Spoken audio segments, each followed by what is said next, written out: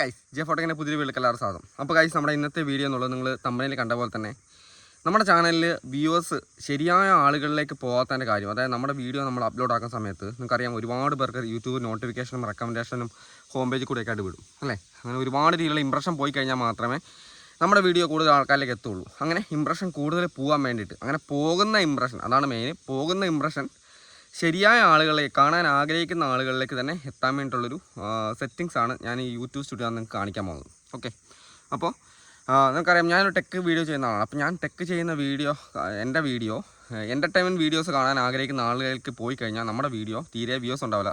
ഒരു 5-10 വ്യൂസ് വന്നിട്ട് അവിടെ സ്റ്റക്കായി പോകും അല്ലേ. ഈ ഒരു പുതിയ ചാനലും കൂടി ആയതുകൊണ്ട് തന്നെ അപ്പോൾ സ്റ്റക്കായി പോകും. നമ്മളെ ആർക്കും അറിയത്തില്ല എന്നൊക്കെ തോന്നൽ വന്നുകൊണ്ട് അവിടെ സ്റ്റക്കായി പോകും. ആ വീഡിയോ ഞാൻ ക്ലിക്കില്ല. പക്ഷേ അതേസമയം എൻ്റെ വീഡിയോ പോകേണ്ടത് ശരിക്കും യൂട്യൂബേഴ്സിൻ്റെ അടുത്ത്, നിങ്ങളുടെ അടുത്തേക്കാണ്. അതായത് യൂട്യൂബേഴ്സിൻ്റെ ഹോം പേജിൽ കൂടിയാണ് അല്ലെങ്കിൽ നോട്ടിഫിക്കേഷൻ ആയിട്ടാണ് പോകേണ്ടത്.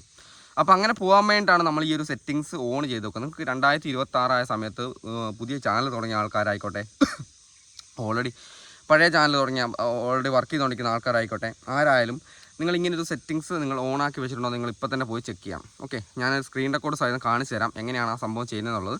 അപ്പോൾ ഈ ഒരു സെറ്റിങ്സ് നിങ്ങൾ ഓണാക്കി വെച്ചിട്ടില്ലെങ്കിൽ നിങ്ങളുടെ വീഡിയോയ്ക്ക് വ്യൂസ് കുറവാണെങ്കിൽ ചിലപ്പം ഇതായിരിക്കും നിങ്ങളുടെ ചാനലിലെ വീഡിയോസിന് വ്യൂസ് കുറയാനുള്ള കാരണം. അപ്പോൾ നിങ്ങൾ ആ ഒരു സെറ്റിങ്സ് പോയി കണ്ടുവരാം. വൈറ്റ് സ്റ്റുഡിയോ ആപ്ലിക്കേഷൻ നമ്മൾ ഇതുപോലെ ജസ്റ്റ് ഓപ്പൺ ആയ സമയത്ത് നമ്മുടെ ഒരു പ്രൊഫൈൽ കിട്ടും. ഓക്കെ, അപ്പോൾ ഇതിന് ശേഷം ഇവിടെ നമ്മൾ നമ്മുടെ പ്രൊഫൈൽ നമ്മൾ ജസ്റ്റ് ക്ലിക്ക് ചെയ്യുകയാണ്. ഓക്കെ, ഇതേപോലെ നമ്മുടെ പ്രൊഫൈൽ നമ്മൾ വലത്തെ സൈഡിൽ ഏറ്റവും മുകളിൽ നമ്മുടെ പ്രൊഫൈലേക്ക് നമ്മൾ ക്ലിക്ക് ചെയ്യുന്ന സമയത്ത് ഇതേപോലെ ഒരു പെൻസിൽ ഐക്കൺ വരും. ഓക്കെ, നിങ്ങൾക്ക് എല്ലാവർക്കും വരും. പ്രൊഫൈൽ ക്ലിക്ക് ചെയ്യുന്ന സമയത്ത് ഒരു പെൻസിൽ ഐക്കൺ കിട്ടും. ആ പെൻസിൽ ഐക്കണിൻ്റെ മുകളിൽ ഈ സ്വിച്ച് അക്കൗണ്ട് ജെ ഫോട്ടോക്ക് എഴുതി തൊട്ട് വലത്തെ സൈഡിൽ കണ്ടില്ലേ, അവിടെ നമ്മൾ ജസ്റ്റ് ക്ലിക്ക് ചെയ്യുകയാണ്. ക്ലിക്ക് ചെയ്യുന്ന സമയത്ത് ഇതേപോലെ ഒരു പേജ് കിട്ടും. ഓക്കെ, ഇതിപ്പോൾ നമ്മുടെ കോൺടാക്ട് ഡീറ്റെയിൽസ് കാര്യങ്ങളൊക്കെ കൊടുത്തേക്കുന്ന ഒരു പേജാണ്. ഇവിടെ നമുക്ക് നമ്മുടെ പ്രൊഫൈൽ പിക്ചർ കൊടുക്കാം, നമ്മുടെ കവർ ഫോട്ടോ ആഡ് ചെയ്ത് കൊടുക്കാം. ഓക്കെ, അതായത് ബാനർ ഇട്ട് കൊടുക്കാം, പിന്നെ നമ്മുടെ ഡിസ്ക്രിപ്ഷൻ എന്താ എഴുതി കൊടുക്കാം. ഇപ്പം ഞാനിവിടെ എൻ്റെ ഫേസ്ബുക്കിന് ഇൻസ്റ്റാഗ്രാമിൽ ലിങ്ക് കൊടുത്തിട്ടുണ്ട്, അതൊക്കെ കൊടുക്കണം. അതിന് തൊട്ടടിയിൽ നിങ്ങൾക്ക് ഹോം ടാബ് എന്ന് പറഞ്ഞ ഓപ്ഷൻ ഉണ്ട്, കണ്ടില്ലേ, ഹോം ടാബ്. ആ വലത്തെ സൈഡിൽ ഒരു ആരോ മാർക്ക് ഉണ്ട്, അവിടെ നമ്മൾ ജസ്റ്റ് ക്ലിക്ക് ചെയ്യുക.